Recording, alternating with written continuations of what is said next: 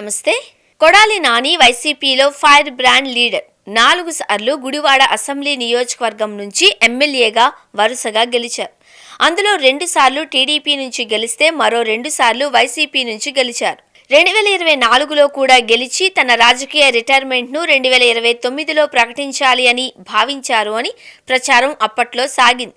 కానీ ఆయన తొలిసారి ఓటమి పాలయ్యారు. టీడీపీ నుంచి ఎన్ఆర్ఐ నేతగా వచ్చిన రాము ఆయన్ను ఓడించి ఎమ్మెల్యే అయిపోయారు. ప్రస్తుతం ఆయన జోరు బాగా చూపిస్తున్నారు. గత 20 నెలలలో కొడాలి నాని అయితే పెద్దగా తన నియోజకవర్గానికి వెళ్ళింది లేదు అంటున్నారు. ఇక మరో కీలక నియోజకవర్గం గన్నవరం. ఇక్కడ నుండి 2014, 2019లలో వరుసగా 2 సార్లు ఎమ్మెల్యేగా గెలిచారు వల్లభనేని వంశీ. ఆయన జగన్ వేవ్లో సైతం గెలవడం గొప్ప విషయం. అయితే గెలిచిన తర్వాత ఆయన టీడీపీ నుంచి వైసీపీకి షిఫ్ట్ అయ్యారు.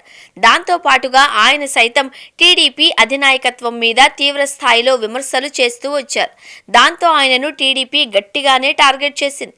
2024 ఎన్నికల్లో ఆయన ఓటమి పాలయ్యారు. ఇక వంశీ టీడీపీ కూటమి ప్రభుత్వం హయాంలో జైలు జీవితం కూడా అనుభవించారు.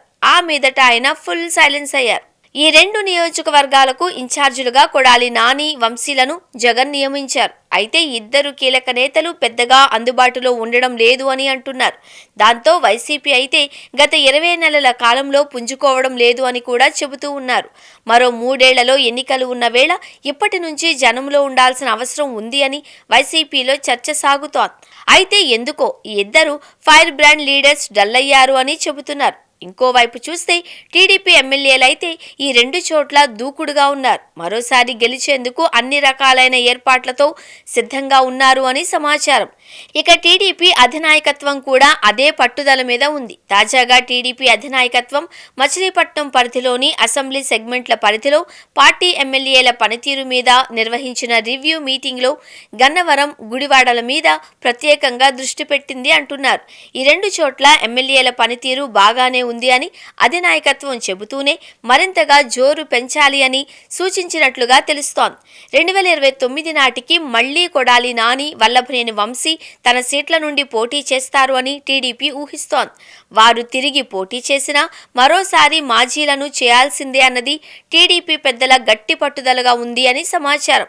అందుకే ఎమ్మెల్యేల తమ్ముళ్లను 1కి 10 సార్లు గట్టిగా నియోజకవర్గంలో చుట్టేయాలి అని, పట్టు మరింతగా బిగించేయాలి అని కోరింది. మరి కొడాలి నాని కానీ, వంశీ కానీ ఏమి నిర్ణయించుకున్నారు?